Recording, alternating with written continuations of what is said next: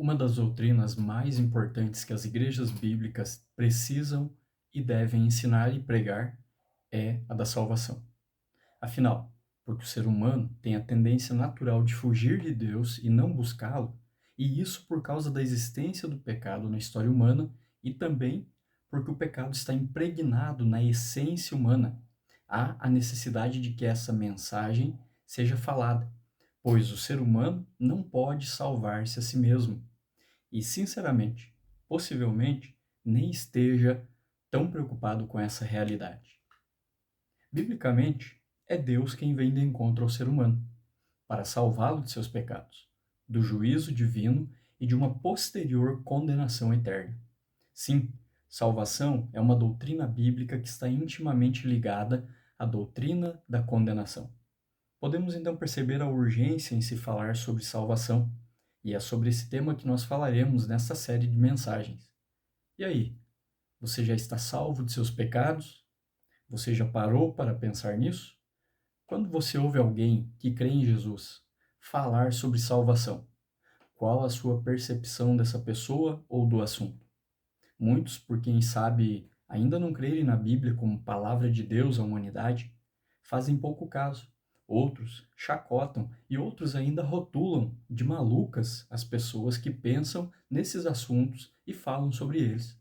Mas a Bíblia, que é a palavra de Deus, é quem fala sobre salvação, como uma necessidade urgente ao ser humano, enquanto o ser humano caminha por sobre esse planeta. Salvação não é assunto para depois, para quando eu ficar mais velho, para quando eu tiver tempo ou para quando eu me aposentar. Não, salvação é para hoje, é necessária, é urgente, é caso de vida ou morte eternas. Leia comigo o texto de Efésios, capítulo 2, versículo 1 a 10. Efésios, capítulo 2, versículo 1 a 10. Ele vos deu vida, estando vós mortos nos vossos delitos e pecados, nos quais andastes outrora, segundo o curso deste mundo, segundo o príncipe da potestade do ar, do espírito que agora atua nos filhos da desobediência, entre os quais também todos nós andamos outrora, segundo as inclinações da nossa carne, fazendo a vontade da carne e dos pensamentos, e éramos, por natureza, filhos da ira, como também os demais. Mas Deus, sendo rico em misericórdia, por causa do grande amor com que nos amou, e estando nós mortos em nossos delitos e pecados, nos deu vida juntamente com Cristo, pela graça sois salvos. E juntamente com ele nos ressuscitou e nos fez assentar nos lugares celestiais em Cristo Jesus, para mostrar nos séculos vindouros a suprema riqueza da sua graça em bondade para conosco em Cristo Jesus. Porque pela graça sois salvos, mediante a fé, e isso não vem de vós, é dom de Deus, não de obras para que ninguém se glorie, pois somos feitura dele, criados em Cristo Jesus para as boas obras, as quais de antemão preparou para que andássemos nelas. A salvação é a maior de todas as bênçãos que o ser humano pode receber de Deus. Apesar disso, muitas pessoas nem sabem o que significa salvação. Isso se deve em parte ao caráter simplório e superficial de boa parte daquilo que supostamente é ensinado nos púlpitos das igrejas. E outra parte dessa falta de conhecimento sobre esse importantíssimo assunto é a propagação de algumas doutrinas estranhas ao ensino bíblico. A exemplo de alguém que trabalha diretamente com dinheiro em uma instituição financeira, em que tal pessoa precisa ter contato com notas falsas e verdadeiras para aprender a identificar quais são as falsas e as verdadeiras. É importante vermos o que a salvação não é para podermos nos habituar a identificar o que significa salvação conforme a Bíblia ensina. A salvação não é a mesma coisa que filiação a uma denominação religiosa. Sim, existem grupos, movimentos e igrejas que se autodenominam detentoras da salvação, em que atribuem a salvação a que a pessoa esteja vinculada no rol de membros dessas igrejas ou grupos. Isso não tem nenhum respaldo bíblico. Isso é heresia. E toda heresia tem algum tipo de alguma forma de manipulação diabólica envolvida. Esse pensamento, por mais errado que seja, é o que muitas pessoas têm a respeito da identificação de uma pessoa como salva. A verdade é que é possível que uma pessoa seja membro de uma denominação religiosa por muitos e muitos anos e não tenha um relacionamento com Jesus baseado na graça de Deus. A salvação também não é a mesma coisa que prosperidade material. Muitos grupos religiosos adeptos da chamada teologia da prosperidade falam tanto sobre a prosperidade material e financeira que se esquecem de anunciar o perdão de pecados e da salvação em Cristo. Assim, acabam transmitindo a falsa noção de que Jesus morreu na cruz para nos dar uma boa saúde, um bom carro, uma boa casa e para salvar o nosso negócio. A mensagem da cruz fica totalmente perdida em meio a questões materiais. Jesus não morreu para dar bênçãos materiais, e sim para nos trazer salvação. É certo que Deus nos abençoa financeiramente e materialmente, dando-nos o suficiente para o nosso sustento aqui na terra. Mas a essência das boas novas do Evangelho não é um carrão, mas a salvação eterna. A salvação não é a mesma coisa que participação em eventos religiosos. Muitas pessoas pensam que o fato de fazerem peregrinações e romarias é sinônimo de salvação. Muitas pessoas, atribuindo salvação a isso, criam diversos artifícios, diversas maneiras para dizerem assim: eu sou salvo porque eu cumpro tal ritual. A versão gospel desse tipo de erro é pensar também que a participação em incontáveis atividades realizadas pelas igrejas são sinônimos de salvação. Eu tenho que ir lá na igreja 7 dias na semana, porque se eu não for em um dia desses, eu quebro essa corrente que pode me salvar. Isso não tem um respaldo bíblico também. Algumas atividades feitas por muitas igrejas, de fato, são realmente proveitosas e edificantes, mas outras, infelizmente, consistem apenas em um ativismo vazio, com cara de religião, e não é salvação que elas vão trazer para essa pessoa. Salvação é um relacionamento baseado na graça de Deus, mediante a fé, e não é um ativismo religioso. Mas então, biblicamente, o que é salvação? Salvação é a mudança do estado de condenação eterna em que o ser humano, pecador, se encontra, por causa do pecado, para o estado de bem-aventurança para o qual é conduzido pela graça de Deus. O apóstolo Paulo menciona essa mudança de estado em sua carta aos Colossenses, uma outra carta de Paulo, né?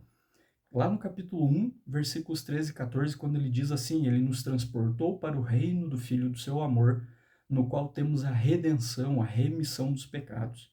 De acordo com a Bíblia, a pessoa que não é redimida, a quem podemos chamar de homem natural, vive em trevas espirituais e é merecedor da condenação de Deus por causa do seu próprio pecado, conforme Paulo vai nos falar também lá em Romanos, capítulo 3, versículo 23, e Romanos, capítulo 6, versículo 23.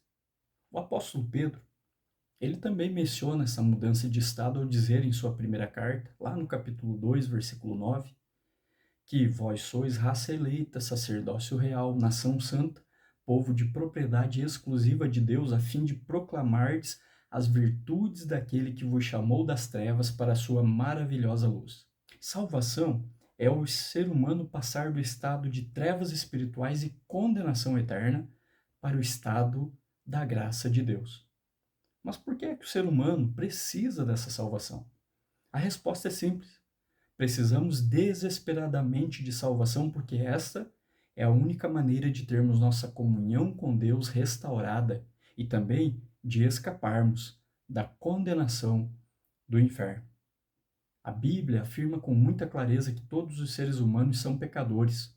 Romanos capítulo 3, versículo 23, Romanos capítulo 5, versículo 12. Portanto, todos nós somos igualmente merecedores da retribuição correspondente ao pecado. De acordo com a Bíblia, esta justa retribuição é a morte. Romanos capítulo 6, versículo 23. No seu sentido mais profundo e abrangente, morte física, morte espiritual e morte eterna. Isso implica no total rompimento da nossa comunhão com Deus. Quando nossos primeiros pais, Adão e Eva, pecaram, todos nós estávamos representados neles. Logo, a maldição do pecado, a morte e todo o seu alcance nos foram passadas por geração natural. Ao lermos o capítulo 3 de Gênesis, o capítulo em que está registrada a queda em pecado da humanidade, observamos que eles não morreram ali de pronto, né, de imediato fisicamente. Porém, a morte agora é uma realidade experimentada por eles e por nós desde aquele momento. Desde o início da humanidade, após a entrada do pecado na existência humana, pessoas nascem, crescem e morrem. Devido a essa rotina na história humana, já devíamos estar acostumados com a morte física, não é verdade?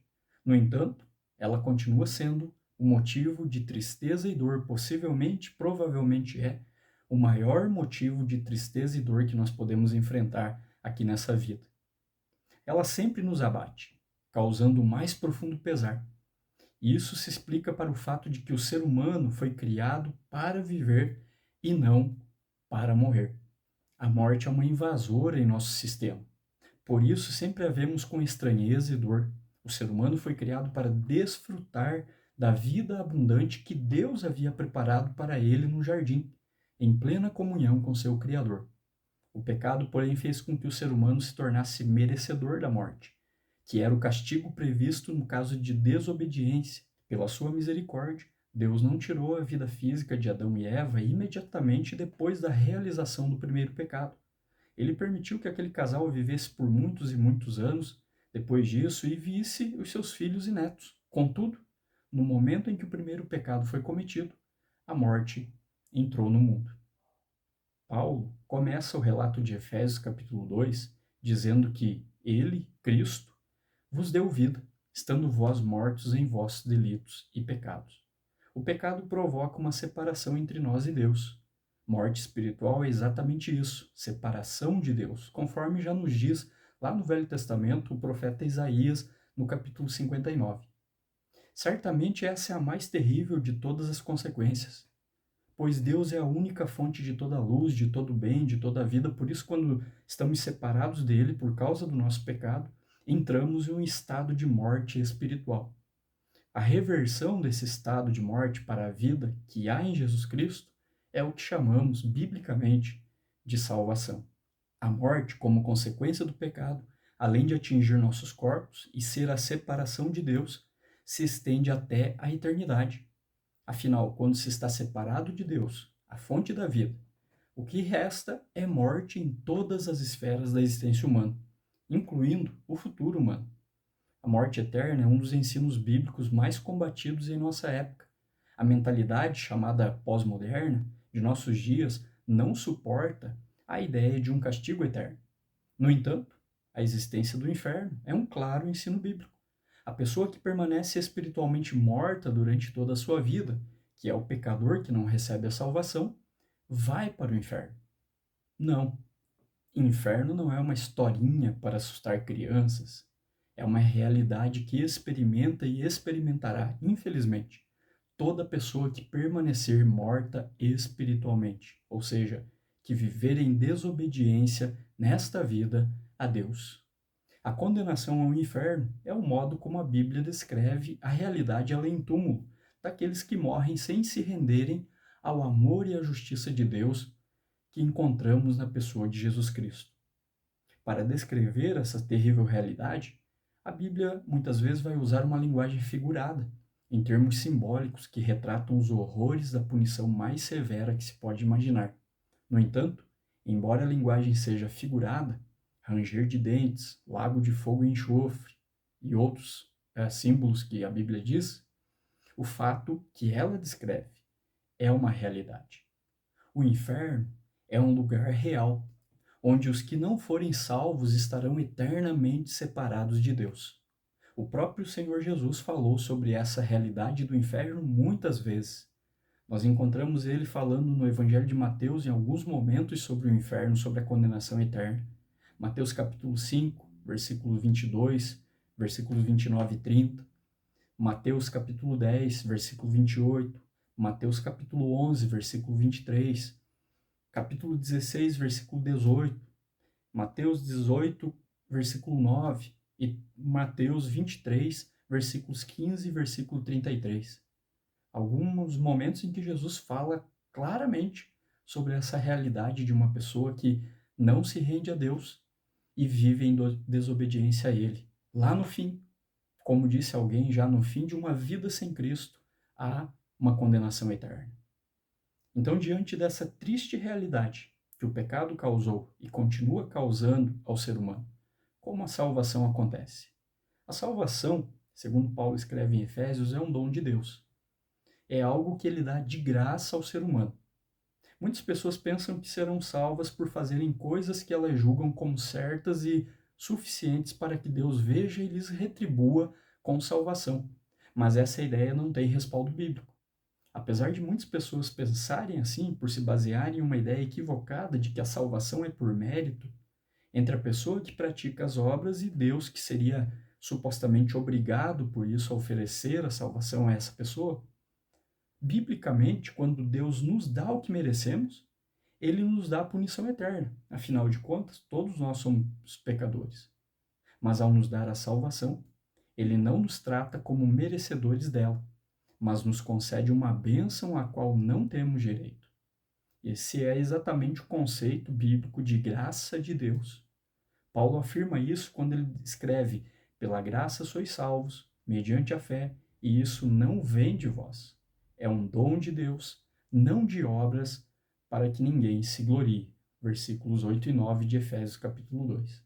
Algumas pessoas pensam também que a salvação pode ser comprada.